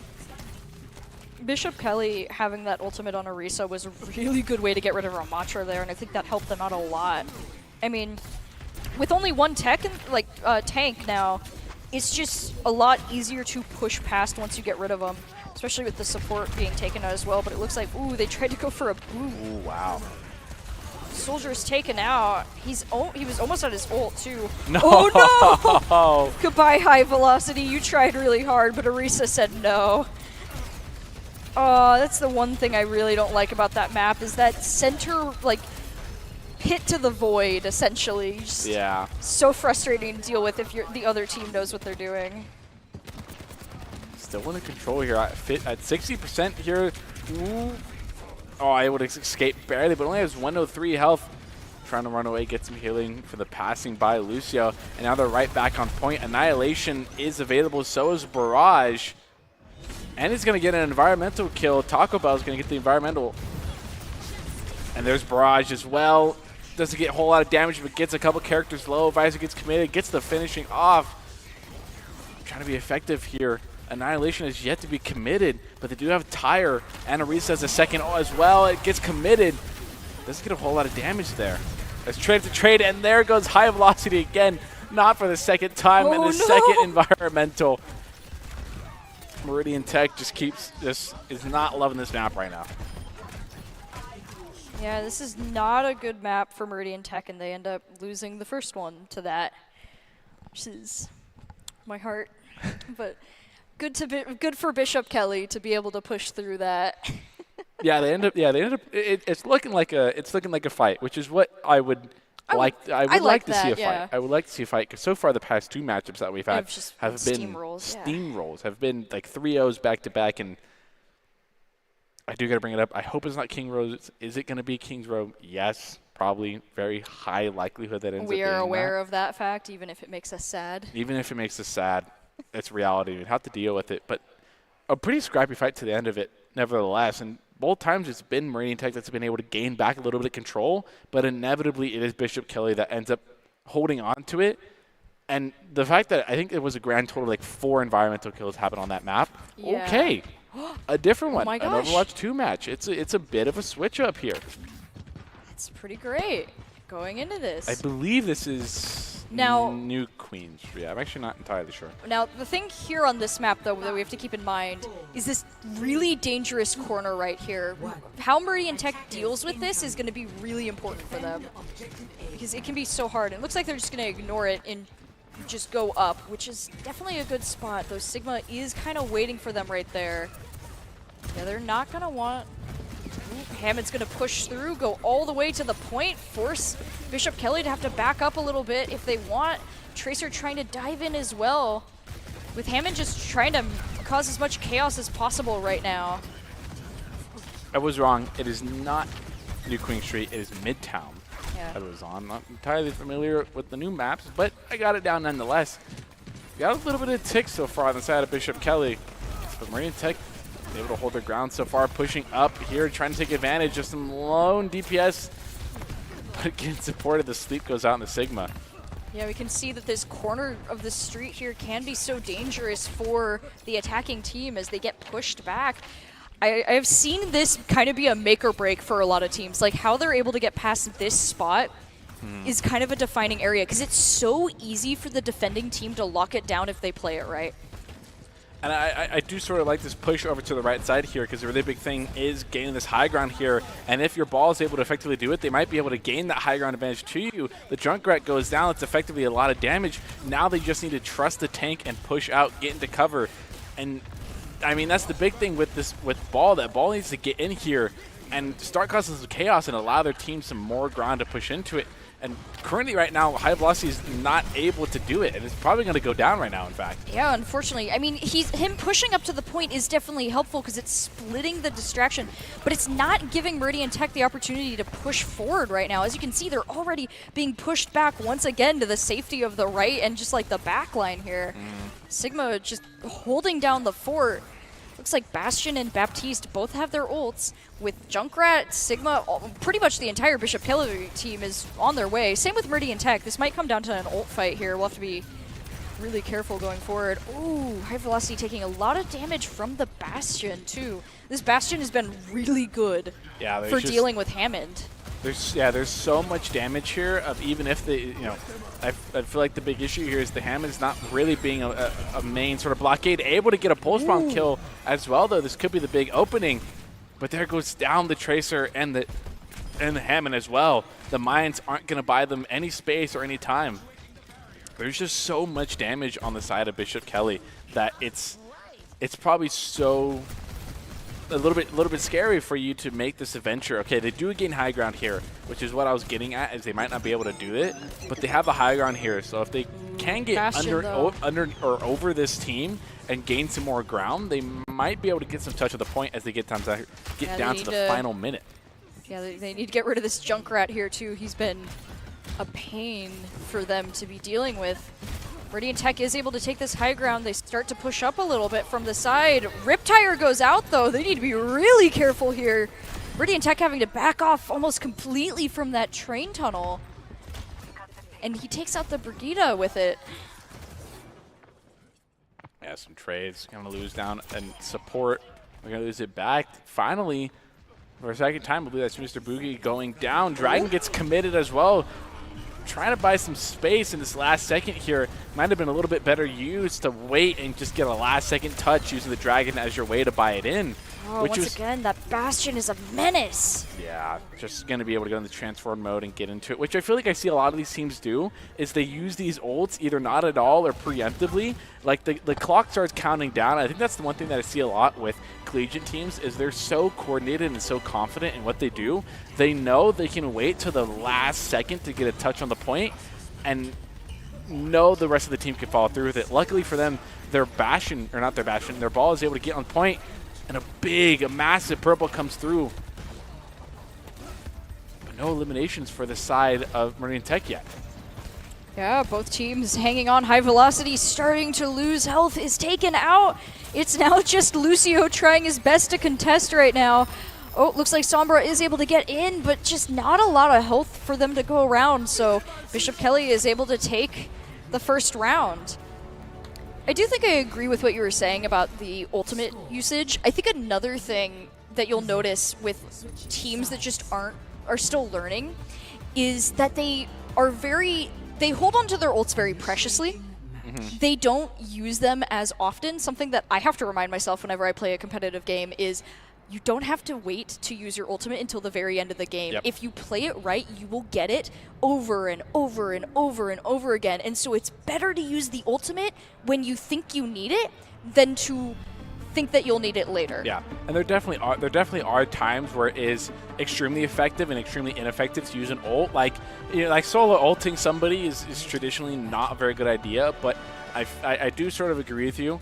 Yeah, being precious with multiple ults that work well together when you're in a tight situation, not a good idea. Like if you're stuck at this corner, you haven't taken the point, and most of you have your ults, you should try to find the situation to do it. Don't wait on it. It is going to be infinitely better for you to have a minute on the clock taking that point than 5 seconds. Yeah. I guess as a scenario that we can realistically take a look at is the use of that dragon there. Nevertheless, the team of Marina Tech was able to get a touch on the point there.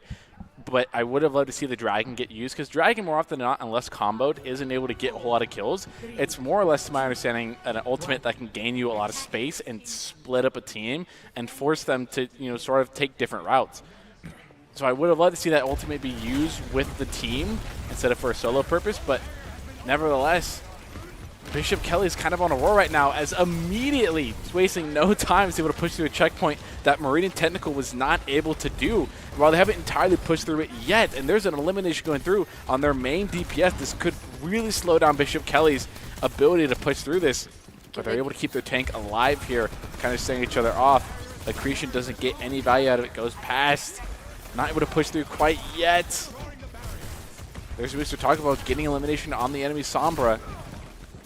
Both teams down one, but Bishop Kelly's going to get back that Sombra relatively quickly.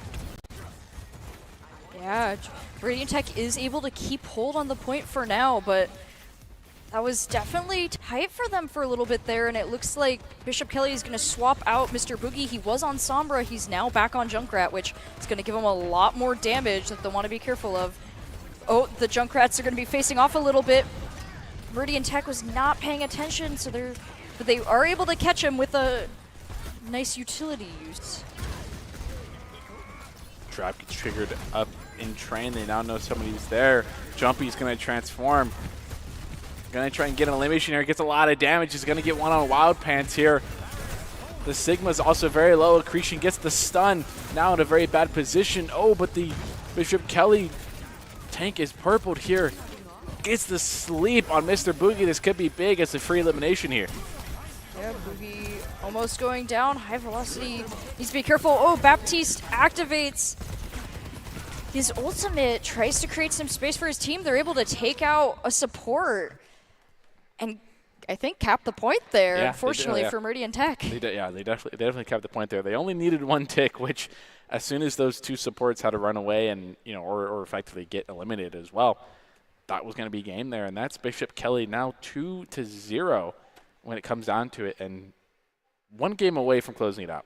Yeah, which will be interesting to see going forward. It looks like the resistance that Meridian Tech was able to put up in the first round started to slip a little bit, so I'm not sure whether or not they're going to be able to kind of push through with this next area. It is payload, so it's a little different, but at the same time, the big thing here is going to be who manages to cap faster, I think, for that first area. If either of them manage to get to the first checkpoint, it's who can do it faster, because just as much distance as possible is the goal. And I think similarly to what we talked about in the last Meridian Tech match, locking down the defense, trying to get one team so they barely get any distance, and then just having to get past them is going to be the important thing here. Yeah. Especially with Bishop Kelly being on the defensive half here as well. They sort of get to play really strong defense, which they've been doing so far. And it seems to be, you know, sort of a trend, so to speak, of the team that ends up being on defense, ends up putting the other one on a pretty good stomping. It doesn't allow them to push very far, and then seemingly does what the other team couldn't do very fast. So into this escort here.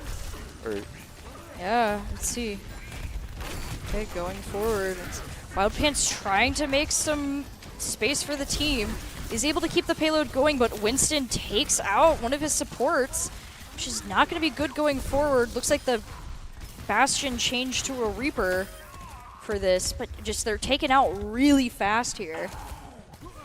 Yeah, this comp just looks so independently and so fine working independent as well. This Winston is going to dive back. We've already saw it happen twice to both the supports there, so they've got to be a little more careful there. I'd love to see the Ana work in combination with the BAP in terms of making sure that our mortality saves their lives, and the sleep is almost always available for when the monkey dives. It's right there. It gets the Reaper very low. He's going to be able to jump away, and now the Ramacha being low as well. And the switch onto the... Well, the characters... The robot monk. Wow, I'm completely blanking on that character, but the switch there is very interesting. As Bishop Kelly's practically touching the spawn doors of Meridian Tech right now. As Meridian Tech has about 2 minutes left, so there's really no rush here, but they have yet to find a foothold. Yeah. No, Meridian Tech just keeps trying to pop out, but they're just outnumbered at this point, is what it feels like looking at this. They just don't have a lot of places to really go. I mean, looking at this comp right now, I mean, we've got Winston, who is just keeping them back. I mean, having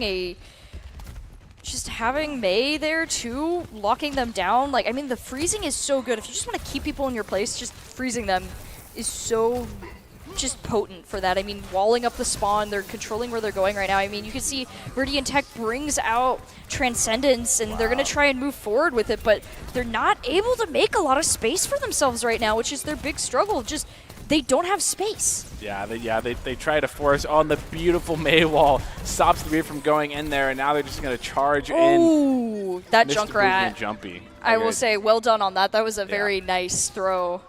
That was, yeah, the ice wall, the whole combination of it, and using Transcendence in that implication. I get to save your life as a Zenyatta, as the healer, but to use it in such a brief sense that you use it so fast and your team's not able to take advantage of it is so hurtful to them, because that's such a good support ult that is now off the board, and effectively Meridian Tech won't have to worry about it for the rest of the remainder of the time, if, you know, as long as they don't cap a checkpoint. Yeah. Oh, Reaper trying to be a little sneaky here. He's going to try and get behind them. Gets this could be it. Oh, the May does avoid it, and he does try and push forward. He gets nanoed, but he's taken out. They do start taking out Bishop Kelly players. That's 4 down. Meridian Tech creates the space they need. That was finally the play they needed. Using the Death Blossom didn't get nearly as much value from the Death Blossom as they're hoping for, but nevertheless the Nano. It was just the fact that they created a separation of space between the characters, got the Mei super low, got the Bap super low as well, got pushed into Wild Pants and ended up being eliminated there. But even so, Meridian Tech's got quite a bit of distance to push it here, and only about 9 seconds left. Bishop Kelly has the ultimates to do it. Beat goes out. They also have Snow Globe as well, and that's going to be... Yep, Winston just kind of, they broke the formation in Meridian Tech. They do manage to push it more, though, so that's good for them, but it's not a lot to be able to defend, that's for sure. They're going to want to try and lock down Bishop Kelly similarly to how they were for most of the game, but I think it's going to be kind of hard at this point. I imagine Bishop Kelly would have loved to lock it down from the very beginning, because then it would only take a one team fight, but at this point, pushing it that far, I imagine will only take them 2 team fights, like 2 really committed team fights. Honestly, they could probably do it in 1 if they manage to push Meridian Tech. Meridian Tech almost has to strong arm hold them here, because they don't have the room to wait. They don't have any room to work. They don't have any. Yeah. They can't push all the way back to that bend part where you see most teams play, because that's about as far as you've got. So you've got to strong arm hold them here. They also are down a player as well. They lost not support DPS. Yeah. So it's up to Mr. Taco Bell. They've got to put the team on the back right now. Mr. Taco Bell on the May with Wild Pants on Ryan, Baptiste in Zenyatta. I mean, it definitely has the lockdown potential. I think the biggest problem, of course, is just they're outnumbered here. It's gonna be a massive difference in the way it plays, but nevertheless. And I'm gonna be honest, I feel like if Bishop Kelly just put a more dive-centric character on their team and just sneak past Meridian Tech, I wouldn't be shocked if that just worked out in their favor. So far, every team we've seen play dive knows how to do it very well, because it is one of those scarier things. But I do like Wild Pants just sort of pushing here, gets supported by the May. They might be able to try and take out some people here early. Wild Pants going to retreat to try and help, and now the May's sort of out in the open as Boogie's going to get the elimination on the Zenyatta, and there goes down the other support as well. And now effectively, it's all going to crumble from here. And yeah, the problem is, it's right there. So not even another team fight here. Right yeah, here. Meridian Tech just doesn't have the speed to get back. Yep, you can see Ryan's all the way over there. The Widowmaker's trying to make up it, but it's too late. Yeah, that was unfortunate for them to be down a person, but also nevertheless, Bishop Kelly time and time again. You know, even if I do honestly think even if there was the second DPS, Bishop Kelly just look to be the stronger team. And, you know, it's sort of an indicator to me when I see a team play dive. It tells me at least they're confident with that. Yeah, they're confident enough as a team to pull off a dive, and because there's some timing involved with that one. Yeah. Even if you play dive bad, it's one of those things of if you're doing it, you're at least confident enough to pull it off to a degree. And more often than not, it seemed to work against these other teams. Drop-In Gaming is a superior online platform for gamers who seek competition and play their favorite games to win cash and prizes through free and paid matches and tournaments. Whether you're new to the scene or a seasoned veteran, Drop-In Gaming is the right games and competition for you. To begin a competitive gaming journey, sign up at dropingaming.com. So as we just finished out week number 8, now going to be heading into the playoffs here. We saw Boise take it. We saw Meridian Tech take it. We did not see a Meridian Tech W night. Bishop Kelly's taking it, but you can't have everything you want. But nevertheless, we've got to move on to the conversation of player of the game. Personally, I think I got to go with one of the tanks that I saw, which honestly I think would have to be the Meridian Tech tank. Which one? King Swiffer? King Swiffer. Yes. First tank he played 2 games. I will have to agree with you on that one. I also would like to highlight Mr. Boogie because that Junkrat was insane. But it's not Milk, yeah. Oh, it's from Boise State, yeah. Another tank from Boise High. He was a very effective tank. Yes. His Sigma plays were really good, and he helped Boise High do something similar to what Meridian Tech did, where they just shut down both, like, all of their opponents, which is kind of the similar things that we saw between both of those teams. So there'll be an interesting matchup going into this, being so close ranked. Yeah, being so close to together, seeing, you know, and that was what happened last time as well, of seeing those two teams play again. The ICCU player of the game is brought to you by the Idaho Central Credit Union, who believes a great player makes a team more successful, just like Idaho Central is helping members achieve financial success. It's not Milk. It's your Idaho Central Credit Union player of the game. And I do love Boise's we don't have pictures for the players, but I love the icon. Yeah. I love the icon. You know, putting the effort. We really need to know that it's not Milk. It's really not Milk. So shout out to production for being the stellar crew that they are. Any final thoughts before we wrap up week number 8 here? I think in general, just from all 3 matchups that we saw, there was a lot of really good gameplay, and I think that for the 2 teams that had just really no trouble with it, just keep doing what you're doing. You're definitely going to be going up against each other and each other's biggest enemies. For our final match, I think it was a really good route for Bishop Kelly, and they just want to continue to work on their team coordination, as you're talking about with the dives. You've got that figured out. Just keep working on it, and you can definitely make a comeback in these next weeks. And so I think overall, all of the teams played really well for what they were dealing with. So, yeah. Yep. Totally 100% agree. And it ends up being the end of week number 8. We have 2 teams that I would honestly say are the ones to keep a spotlight on. We have Meridian Tech and Boise High School that are going to be the ones to put a stopping to. And, you know, if anyone can upset them in the playoffs, it'd be absolutely massive to see. But we close out week number 8 and push into the playoffs here. We are going to leave you the top 5 plays of the game represented by the Idaho National Guard, who invites you to take your impressive critical skills into real time with more than 10 jobs offering a $20K bonus and your degree of choice paid for. The Idaho National Guard is the best team out for you. Go ahead and reach out to them at iGuard Twitch Gaming. We're going to leave you the top 5. Have a good rest of your night. See ya.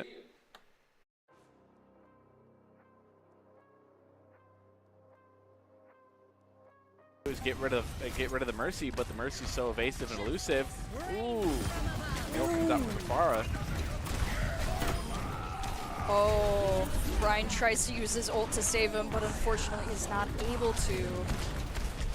Boise High just kind of cleaning up the field to get out of overtime. See, Winston is hanging on a lot better than Ryan was previously, but without a lot of backup, he has to retreat, try and heal up. But oh, his Mercy is taken out, and so is Winston. Ooh. Just like before, Boise High is able to kind of rout Jerome right after they seem to appreciate and I do like. They're trying to do something different here. Entirely going in, trying to get some early damage, trying to get a pick here. Window was committed as well. They're not able to push past it, or they don't have any abilities that can really force them off or away from that window here. And, you know, Rigby with some constant swips here. Here's the Bastion as well. And they have no ultimates close to being 4 of their own going into this next fight if they manage to prolong it long enough. Now they got 2 here. Yeah, I do think they still have a really decent distance, but oh, that was such a bad nade for them. And Roadhog activating his ult, just pushing him back, denying them any ability to just try and take the payload back. Transcendence, and they're going to try and move forward with it, but they're not able to make a lot of space for themselves right now, which is their big struggle. Just they don't have space. Yeah, they try to force on the beautiful May wall, stops the Reaver from going in there, and now they're just going to charge in. Ooh, that Mr. Junkrat. Jumpy. I will say, well done on that. That was a very